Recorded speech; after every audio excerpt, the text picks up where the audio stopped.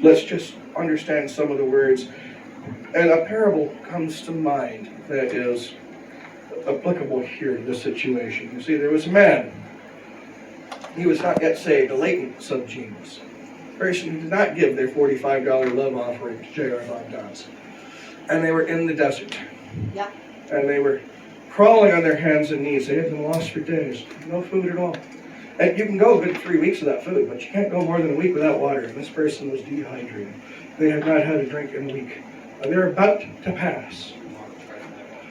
If you've ever been at your last end, you know, looking in the couch for points, you know how this man felt. And just overcome, just collapse on the ground, eyes closed. And for a second, he felt a shadow above him. As if perhaps maybe the mercy of a cloud had come between his body, that soon to be corpse, and the sun. And then splashes of liquid upon his chest and back. Perhaps a rain had even come, and he looked, and it was really vultures circling in the sky above him, sometimes interfering with the sun. And that was not rain, he felt, but they were emptying their bowels in anticipation of this great feast. Play a real song. The bowels being empty right now. Now, perhaps you know this from your own experiences with the con. The con, they got more, you've got more for them to take, then they're going to shit all over you just to get it. Yes, that's their way. But just ahead on the dune, there looked to be like one of those old-style stone wells coming up out of the ground. And he got there, and no, it wasn't like on with a spindle and a bucket on a rope. No, there was something with a handle. And he thought, oh, perhaps I'm saved. And he got up there and he just started working the thing, but nothing's coming out. He can't figure this out. And his foot bumped into something in the sand. And in it, he looked down, he dug through there, and in it was a small glass jar. And it looked like water was inside it. And a label on there. It said, do not drink this water. Use this water to prime the pump. And then you can drink as much as you like. Now, this is the first hope he's seen. He's got the water in his hand. But he understands this pint of water is not going to actually save his life. This won't even last an afternoon at his point in this grueling trek. So he takes that faith. He pours the only water he has in his hands.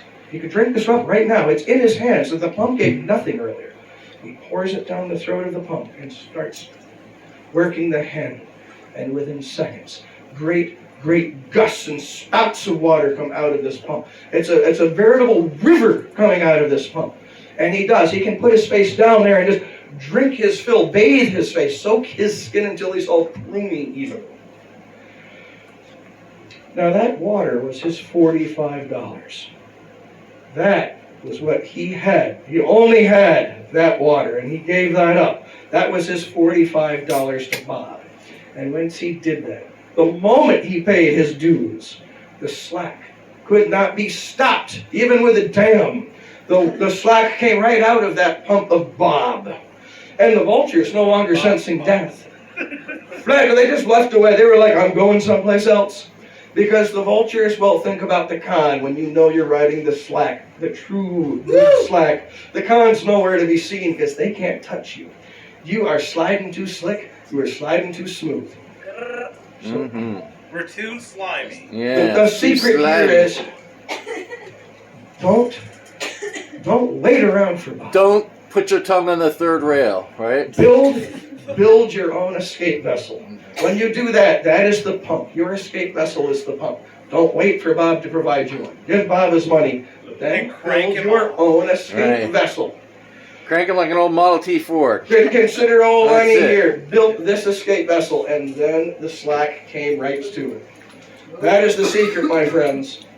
When you give your money to Bob and build your own escape vessel, you are truly wise and saved. I'm going to praise Bob, everyone. Praise Bob. Thank you. Praise Bob. Good night. Good night.